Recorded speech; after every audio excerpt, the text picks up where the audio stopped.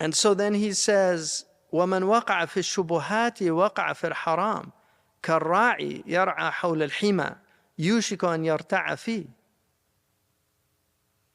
Like the ra'i who يَرْعَى حَوْلَ الْحِمَى, like a shepherd who is taking his flock near a hima. The hima is the sanctuary. So if you take the flock near the sanctuary, yushik an yarta'a fi, it's going to end up eating from that grass that's prohibited. So the hima was the sanctuary of a king. If people who know Western tradition, in the Robin Hood story, it's a very famous Sherwood Forest, which is where they hid and hunted. That was actually a sanctuary of the king. But the king was unjust, and so Robin Hood and his merry band of men had no problems hunting and they thought this is very Western, like Cromwell. He said rebellion against tyrants is obedience to God. That's Cromwell. That's not necessarily the Sunni position, right?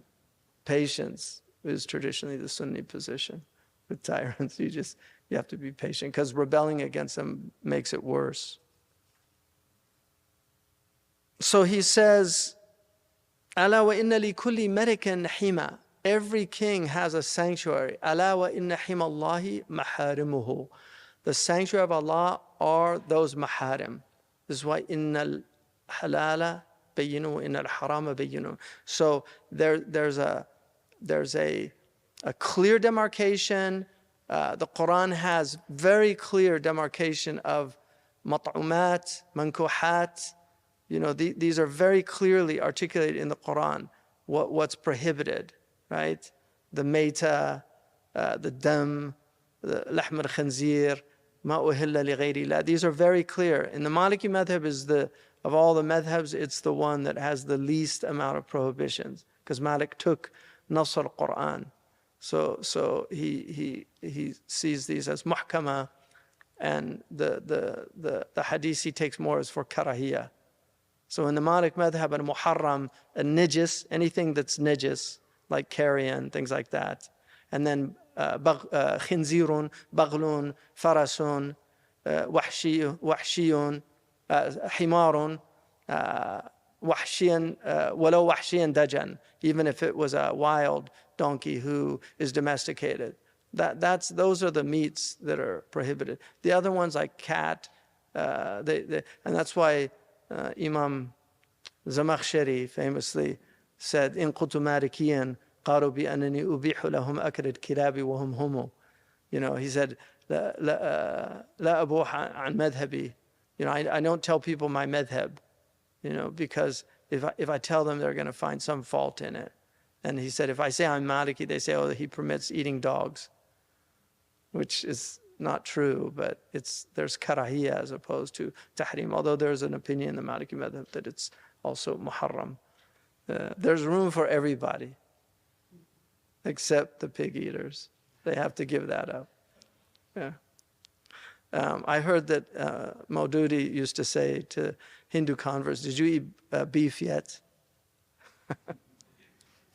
Which I don't think is that's kind of harsh, but because they have family. Yeah.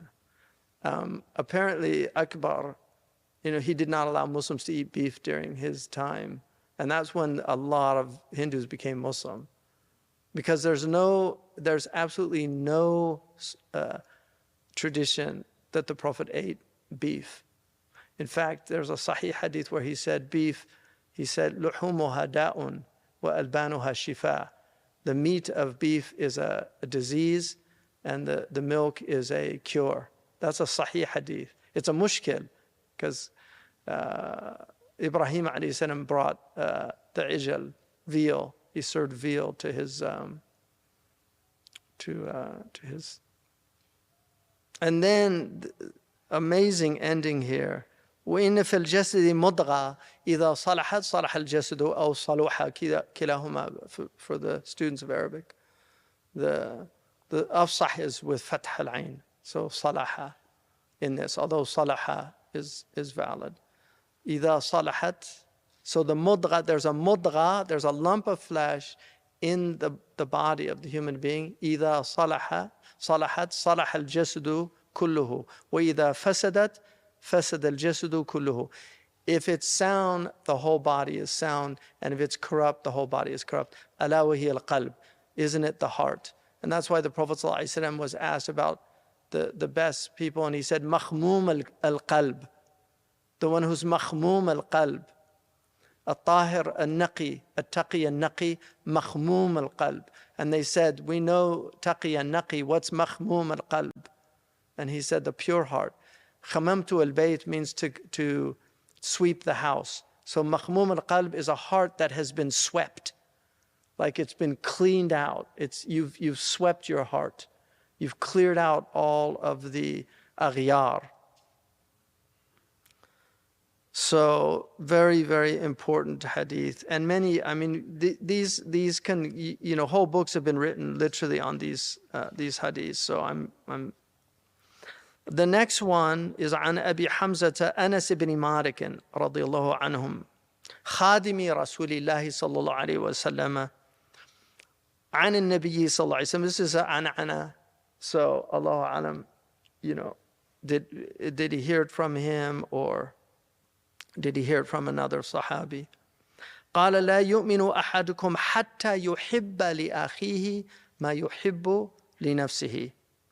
رواه البخاري ومسلم. So this is muttafaqun alayh. When you have al-Bukhari and Muslim agree on the hadith, it's very strong. It's usually the next after, you know, the mutawatir hadith is, then you get the ones that the six agree on, because there are hadiths that all six relate. But muttafaqun alayh is a very high rutbah. So this hadith is لا يؤمن أحدكم حتى يحب لأخيه. None of you truly believes, and we put truly there because it can't mean لا يؤمن, because that would mean that if you didn't love for your brother what you love for yourself, you weren't a believer. So it's understood to mean لا يكمل إيمان أحدكم. The iman of one of you is not complete. There's a hadith of Ibn Mas'ud said that ليس مستقبل الإيمان من لم يعد البلاء نعمة والنعمة بلاء. That you're not a believer until you see a tribulation as a blessing and a blessing as a tribulation. In other words, your iman is not complete. That's a high maqam to see that. To where, because everything's from Allah, and so you see it as this is taha. There's only two possibilities. Like Gaza right now, there's two possibilities. It's a dhulm from these people, undeniably. The dhulm is wadih, and there's no arguing that. And those people who are inflicting this cruelty on these people, they will be judged. They've already been judged in the dunya, but they will be judged in the akhirah. But for us, when we see these things as we experience it existentially, as an individual, as a human being, what does it mean for that individual, for Abdullah, who's there right now, or Khadija, or it's either rafa' darajat or tahara min al-dhunub. It's one or the other. It's elevated in maqam with Allah, or it's removing sins. And we believe that. That's our belief. And if you lose that, you will fall into despair, because then it becomes purposeless. And that's why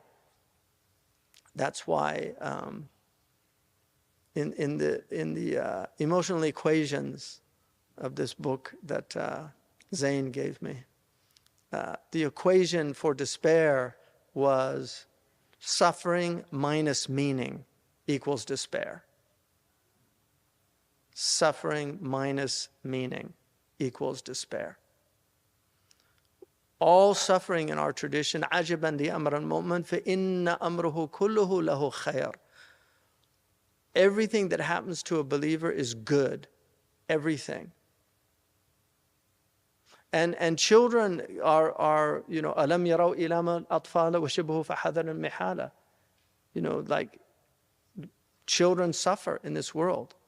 One of the most extraordinary things about suffering children, and those of us who've been in the healthcare, I had to do rotations in pediatrics when I was a nurse. One of the most amazing things about children, no child that's 6 or 7 or 8 years old with cancer is saying, why me? They just don't do it. And if they do, it's from their parents. But they will not do that naturally. They just accept it. And there's Levasseur, there's an amazing book by a French, he was a freedom fighter who was blind. And his book, Then There Was Light. It's a very interesting book.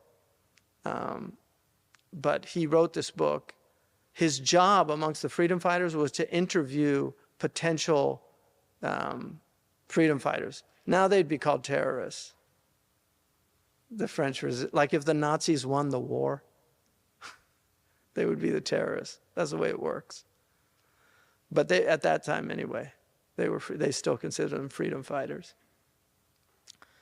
But they were, they were blowing things up. They were killing Nazis. So these were like the resistance. So his job was to interview people, and he could always detect the insincerity in the voice. He ended up getting betrayed, and he wrote in his book that he had doubt about the man. It was the only time he let somebody go because he fooled him, but he did have some doubt about him, and he ended up betraying him. He got arrested. He went to a concentration camp. In any case, in the first chapter of that book, it really struck me. He had lost his sight as a child. He had thick glasses, and a kid pushed him on the playground, and they landed and took out his eyes. The glass shattered, took out his eyes. He said, I thank God that this happened to me as a child, because people tend to get very angry when they're adults, whereas for me, it was just something that happened. It's an amazing statement. Yeah. So Hamza, Abu Hamza, Anas ibn Malik, he was very young. He came into the Prophet ﷺ's care, and he relates this hadith: none of you truly believes until he loves for his, and this really should be fellow man, because Shabrakhiti, Imam Nawawi in his, I had an original edition of the Sharh Arba'in Nawawiyah, and Imam Nawawi says, وَهَذَا يَشْمَلَ الْيَهُودِ وَالْمُشْرِكِ الْيَهُودِ وَالنَّصْرَانِ وَالْمُشْرِكِ. And then I got a later one. We were reading it with Tarif al-Urabi years ago, and it didn't have that in it. I said, what happened? My edition has that in it. But it was a new edition where they took it out for political reasons. It's amazing. Because they don't want to think, that we want good for Jews. The Jews are the children of prophets. Like, you don't think Yaqub would be upset about his children going, to hell or something? Adam alayhi salam, in the Hadith, he says that in the Hadith, when he saw Adam on the Isra and the Mi'raj, one of the visions that he had of Adam was he would look to his right and smile, and look to his left and cry. And behind him he couldn't make them out. They were like shadows. And so he asked Jibreel, and he said, the people on the left are his children that are for paradise, and the people on the right, and the people on the left are his disobedient children that go to hell. He cried when he saw them. So all of these, and that's why Safiya, when the Prophet ﷺ, when one of the wives said, called her Yahudiya, or said that they were better than her because, they were related to the Prophet ﷺ. He said, why didn't you say to them, my uncle is Moses, my father is Aaron, she was an Aaronite, and my husband is Muhammad. In other words, like, that's a good thing. So if a Jewish person becomes Muslim, there's a sharaf in having the lineage of the prophets in your, right? So he said, Yashmal al-Yahudi wa Nasrani, like you should want for them guidance.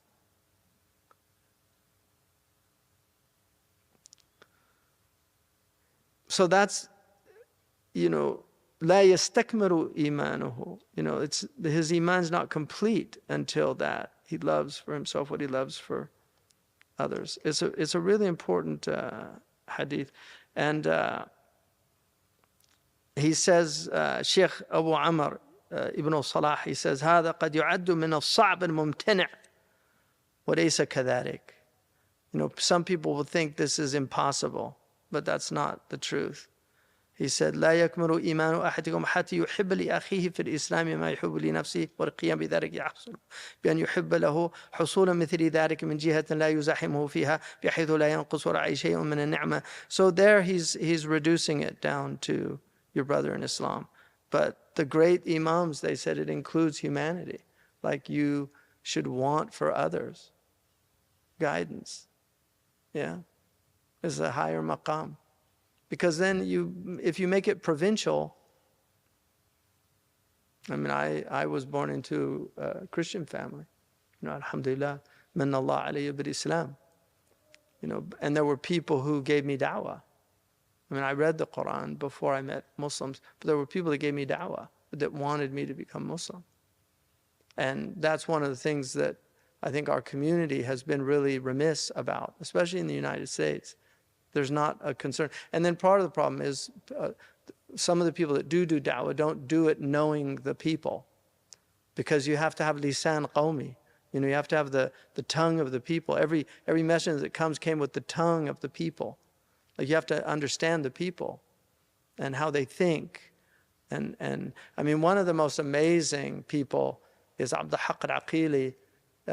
He was this, he's a very famous Swedish painter who studied in France under some of the great Impressionists. He's considered one of the great Impressionist painters, but his father was a veterinarian, and he maybe you could just look at what his name is in his Swedish name, Abdul Haq al-Aqili, Swedish painter, Muslim, but his father was a veterinarian, and he taught him to love animals.